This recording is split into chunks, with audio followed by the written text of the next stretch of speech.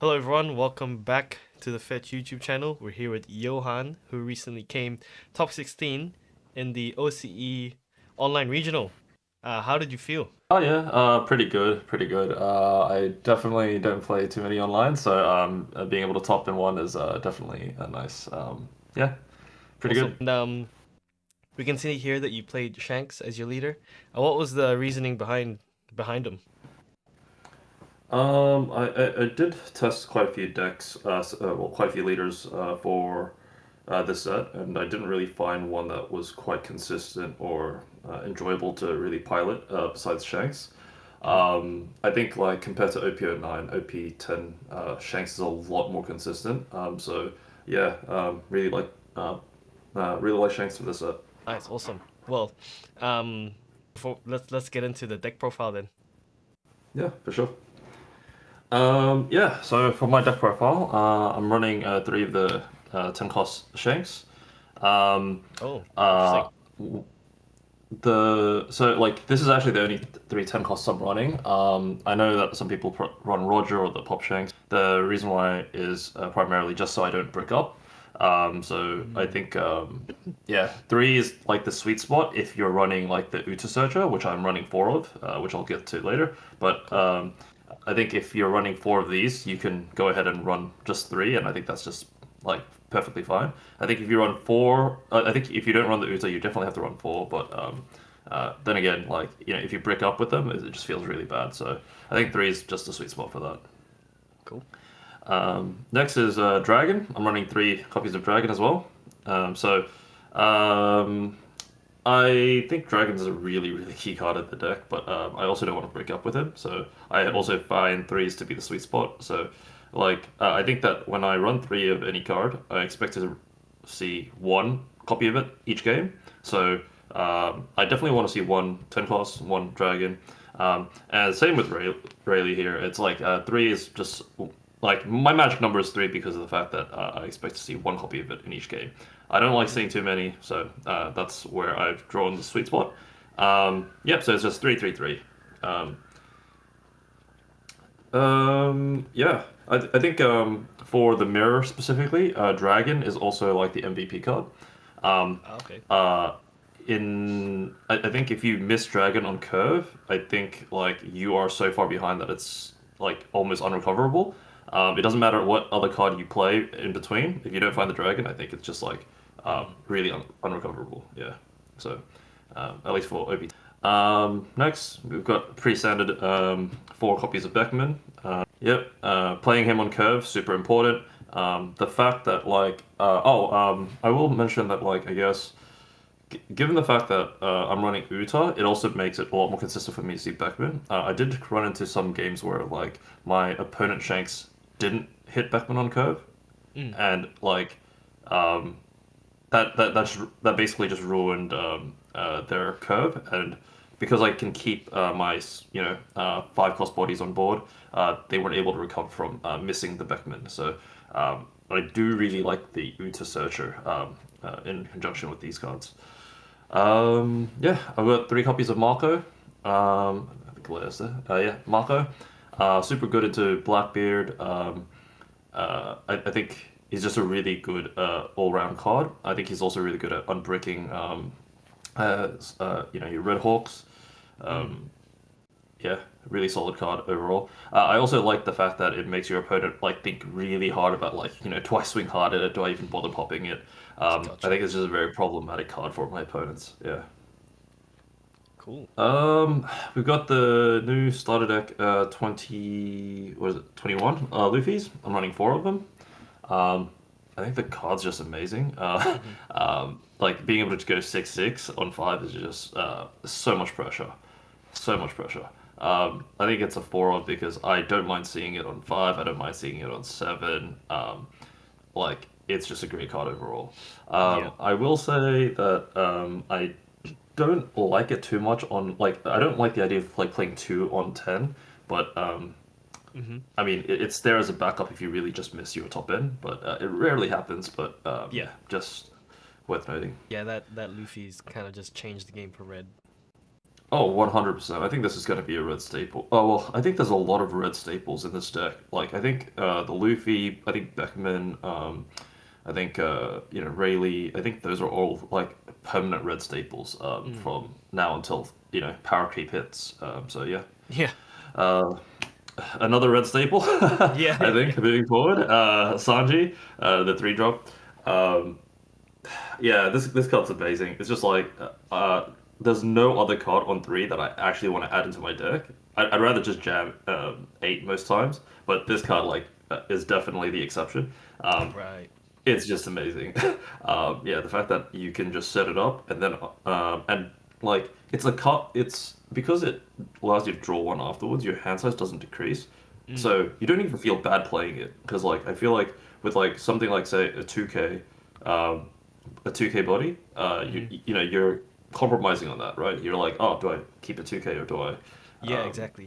play a body? But this, you get the best of both worlds. It's just great, and it has counter. If it didn't have counter, it'd probably be not as great of a card. But I think this card's like so great right now. Yeah, Yeah. yeah. The next card is the 2 cost 2K Sanji. I think this Hmm. card is very much a sleeper. I think for Shanks deck, especially given the fact that I'm not running a Nami searcher engine, um, I put this in here for a few reasons. One is Blackbeard. I think if you win dice roll on your first turn, I think you want to drop him. I think the extra pressure you get with Sanji is just immense. And sometimes you also don't want to, like, if you're versing, say, a Nami, you prevent yourself from getting starved out. So I think he's a really good card Right. for that reason. Another interesting line I found with Sanji is in the mirror. If you're versing, if you lose dice roll and you're going first on your 3 don turn, I actually really like playing Sanji, because if you don't find this, the 3 cost Sanji, this is actually a really good alternative because Hmm. if you say play this Sanji, you can't really swing with Shanks in the mirror because they just lead your ability. But Yeah. if you swing 6, they still have to give you a card, and then you get Yeah. to still drop him for a 6K swing the following turn. So, like if you go Sanji into say the 5 cost Rush Luffy, it's actually a Mm. really good way of like putting a lot of pressure early. And I think that's Gotcha. also like one of the key ways of winning the mirror if you lose dice roll. Oh, that's cool. We've got 2 copies of the 2020 Chalk Bomb Blocker. Like in terms of the 2K ratios, I think I'm happy to up this or down this. I don't think it was that important. I think at the end of the day, like if you have like a bunch of 2Ks in hand, you can really choose and pick which 2Ks to keep for like, you know, if it is it a match where you need blockers, okay, then I'll keep this in hand and then I'll just ditch the others. I don't think like the argument of, I'll always have 4 of like everything when it comes to 2K specifically Hmm. matters because like most of the times they're 2Ks. Like you're just ditching it anyway. Yeah. So you don't really need. I don't think you need the consistency for the 2Ks. I think you just want a toolbox and pick and choose, which is the reason why I have like some odd ratios of the 2Ks. Um, cool. Cool. Um, Utah, Utah. Um, I think I raved on about this card quite a bit. I think it allows you to be very, very consistent about your top end, and it allows you to have like a deck with really good like balanced ratios while still being able to consistently see your pieces.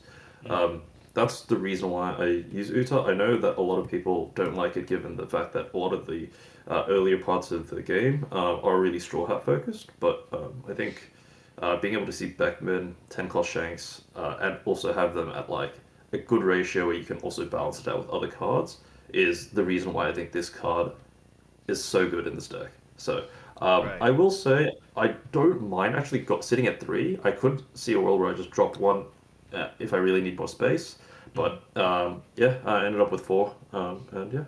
Cool. Lucky Roo, I think it's staple for the Shanks deck. I think with Duffy like not being as popular as it once was. I think it's still a very good deck, but the fact that 4 cost removals are not as popular anymore, I think he's back in the list, and I think he's just great. I think he um, does really well into like green and black matchups. So like against Lim, I like to just drop him on curve and then like watch them struggle as they decide do I swing or not. Mm. yeah, it's just a great card. I don't see a world where I ever cut lower than four. So amazing Mm. card. Given the fact that I'm only using two of the Sanji, the 2020 Chopper blockers, you do need blockers for this deck. So yeah, this card's amazing. Yeah, Luckaroo is definitely one of the most frustrating cards to play against. 100%. Um, we've got three copies of Hongo. Um, I know some people have started to cut him out, but I think he's like, and to be honest, I can kind of see why. All um, right. he's it's very rare that you actually get to use him. I guess on curve against some matchups, but like I feel like when I'm if I have to play him, I feel like I'm already in the back foot. Uh, Right. but yeah, he's not great, but he's there. Like, Yeah. Yeah. yeah. It's like I don't want to use him, but yeah. I know some people have completely cut in, but given the fact that I'm using the Uta Searcher, I need to ensure that I don't brick, so that's why I want to Yeah. have more red hair part targets. So three was a sweet spot for me. Gotcha. We've got lime juice. I think this card's just a staple for any Shanks deck. Um, I Yeah, he's Usta's target, and I think he just makes it a lot more difficult for your opponent to really play defensively, especially when you've got a lot of pressure going. So yeah, staple. Nice. We've got two copies of Itama. I think this is the one that I've gotten a bit of flame for. I Yeah. think a lot of other Shanks players have asked me, well, "You're crazy. Why are you running only two Itama? You should be running Yeah. like four." Um, and I think that is a fair comment. My reasoning behind it is primarily, well, one, it's not searchable, Hmm. um, which is the reason why Hongo takes priority over Otama. Because if it wasn't Hongo, they would be Otamas, right? Gotcha. Um, the reason why I think it's okay at two is actually because the scenarios where you actually want to use Otama is actually very small windows. So like Hmm. people say, oh, what about like Otama Beckman, right? Like that's a great combo, yeah. But the problem is you only ever want to do that if your opponent plays, for example, 8 cost kid into say a Rosinante. Right. But even then, just like playing Rayleigh would also do the same thing. Like I think it's sufficient enough where it's just like you drop it to 5k, you can just like swing into it, and it's like the effect of kids essentially nullified, and you can just pop the Rosinante. Hmm. The other thing is that I don't like the idea of using Otama Beckman because you're essentially losing 3k counter, which is insane. Um, Hmm. just to pop a AK body. It's just like I think like under like 99% of circumstances, it's always better to just play Dragon or Rayleigh. So I Right. think Otama is like the window to play it just too small. I can understand like say Otama Lime Juice. Hmm. That's fair. I completely understand that. But I think two is fine. Two is actually fine. It's like you don't really need to see it every game, and if you really need to see it, um, just keep it in hand and don't pitch it, right? Like you have other targets to pitch. So this is what I mean by like I'd rather have my 2Ks as kind of like a toolbox rather than I need to Gotcha. consistently see a timer. So yeah, um, yeah, that's basically my hot take on I guess Otama. Yeah. But yeah, It worked out for you. yeah, for sure. I've got one copy of Batman as Kick Horse. I think this card, amazing. Just helps you unbreak your hand. I'm sitting at one, and I think one is always the sweet spot for this card because when it comes to zero cost events, I realize that like you never want two because like if you're ever stuck with two and you have to use one or the other, you're Hmm. basically essentially saying so if you use this card in conjunction with say a 1k, you're essentially saying this card is a 2k value and you have the 1k as the other one because it's 3k total. Yeah. If you use this with itself, you're down to only having it at 1.5k, right? You don't really Gotcha. want to reduce that. So it always feels bad having two. So I like to keep it at one so I don't put myself in that situation. Yeah, Okay. I see. yeah. And then Red Hawk. I think this card's just like to be honest, I think this card is. I was very umming and ahhing about this card for a very long time. In fact, I actually only added this the night before I actually submitted my list. Oh. Um, Okay. I think like four is actually not a great idea because like I think like I said in the beginning of the interview, right? When I say I have three copies of a card, it means I only want to see one copy of it in a game. Yeah. I think if you have four, you're highly likely to actually see two copies, and I Hmm. think that's actually too hard to like. It's too hard to find Dawn in any game to play two of them. Like the Yeah. window is just too small, which is the reason why I found that three was the sweet spot. Um, Gotcha. yeah, I think his card is very necessary to deal with the rush, the rush decks in the meta. If it Hmm. wasn't for them, I probably wouldn't be using them. I Hmm. much prefer playing, I guess, a control version of Shanks as opposed to this style.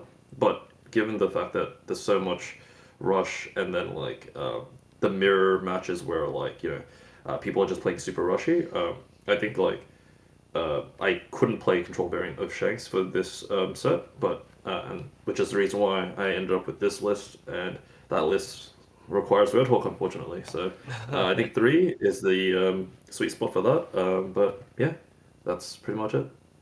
Cool. Very very cool deck profile. A little bit different from what we see normally. Hmm. What do you say is the best and worst matchups for you? Um, the best matchup I would say is Lim. I think Mm. that one's pretty. Like if I see Lim, I'm happy. I'm like celebrating in my head. Yeah. Everything comes out rested, so like, um, the first few turns, I don't even play a card. I just jam in whatever they play. Like it's Yeah. already rested. Like I'm playing control. Like they do the work for me. I just That's jam cool. straight in. If I the matchup I really don't want to see is probably Blackbeard. I think a really strong Blackbeard player is a bit of a nightmare for me. Yeah. Uh, I think I think it's quite rare to find strong Blackbeard players, but if you do run into one, I think it's like actually quite the nightmare. And there's a lot of praying happening about like, oh, I hope they don't see the stage. I hope they don't see, a Right. numerous number of things. So Blackbeard is definitely a painful one. And also, I guess versing the mirror and losing dice roll. I think that's like the worst thing that can like one of the worst things that can happen. Um, Right. yeah, um, You yeah. actually just have to pray. So against the Blackbeard matchup, how do you play around? How do you play around it? Like, what would you say you want to see in your opening hand, or yeah, Um, stuff like that. yeah. I guess for the Blackbeard one, I actually just want to put as much pressure and rush him down as quickly as possible and try and go wide. So Okay. that would usually imply like either playing Sanji's early, like one of these two and three. I want to see as many rushes as I can, so like these. Mm-hmm. Marco's not bad as well. I think it's like this is like low key a pseudo rush if you really want to think about it, because like if they have a left feet, you have to clear it. Yeah. This essentially clears the left feet, and you can still swing it later. So same thing. Yeah. It really is the same thing, but this is even harder to remove. So I would argue that if they have Lafitte up, this is actually better than the Rush Lafitte. Um, Okay. Cool. yeah, Dragon of course, and I think Ten Cost Shanks hard, but if you can find a win, I think Dragon's definitely better, Gotcha. especially on 10, because I think like a 7-9 is always better than a 5-12. Like Oh yeah. yeah. And I assume it's set 7-9 because of the fact that the leader ability. So yeah, pretty much that's my reasoning for that. Cool. Um, yeah. I think when it comes to versing Blackbeard, you can't like play linear at all. I Mm-hmm. think if you play linear and just go face, you're just gonna lose. I think there's like this interesting sweet spot where like if they're at 3 life and they start countering a bit too hard, I think it's very important to like just push the brakes and actually just go full board and then like just starve them completely. I think there's like Gotcha. this interesting thing you can do, Mm-hmm. but I think it's important to not like play Shanks on autopilot as people like to do, because like I know everyone says, "Oh, just play curve," but I think that is like I think that is the biggest you know myth about Shanks, is that like you can just play curve and win. No. I think if you play curve, I think you need to know when to stop playing curve is like the important part. Yeah. So yeah, and how to pilot that scenario. But yeah, All right. So that's probably the separation between like an average Shanks player to a good Shanks player. yeah. I think there's other factors as well. I think hand size management is also the like probably the most important part about the about piloting the deck. Mm, Yeah, yeah. cool. So there's EVO2 around the corner. Do you think hmm you'll still play Shanks or any changes that you'd make? So it's interesting, right? So like I think EBO2 is a very small format because like I think for Oceania we only have two online tournaments for it, and I'm not even sure if I'm playing those yet. So it's Okay. hard to say. Mm-hmm. If I am playing it, I will be definitely giving Shanks a shot. I just want to really test it more thoroughly against the GP Luffy. Um, Mm-hmm. deck. So if I can come up with a good enough solution for that, I think I might actually stick with Shanks. I do know that like I think there's some stock issues at the moment with EBO2. So Oh yeah. if there's not too many people playing GP Luffy, I think the meta is going to be like Blackbeard and Shanks heavy. So if that's the case, I'm not sure if I really want to run Shanks into like a Blackbeard heavy meta, or I Yeah. might tailor the deck a bit more rushier, so I can deal with that. So Gotcha. um, I do like Shanks, and I can see myself playing it up until at least OP11 when Blue Purple Luffy comes out. That might be a bit too fast for this deck, Yep. but until then, I'm probably going to be sticking with Shanks. I think he's just a solid pick. Cool. Awesome. Mm. Well, thank you so much for that thorough deck profile. Is there any shout outs that you want to give? Yeah, I guess two shout outs. One is to my team, TIP. Yeah, I can't ask for better practice buddies. So, yeah, big shout out to Koi and Zach for that. And the other shout out is one is to is for Kevin Tar. He is the guy who came third at Oceania Nats. Um, he was the one who convinced me to go back to running Red Hawk the night before. He spent like 5 hours convincing me to do it. So yeah, yeah, I gotta thank him. Yeah, and Anthony Tran as well. He also helped me as well. But yeah, thank you. Awesome. Thank you so much. Do you have any socials that you want to plug? Yeah. My Twitter is just TIP Johan. Yeah, that's it. Cool. Awesome. Yeah, I'll Follow me make on sure that. to put it put the links in the description or comment somewhere. Thank you once again. Congratulations on your great finish and the recent online regional. Hope to see you again. All right, thank you. Bye. Awesome.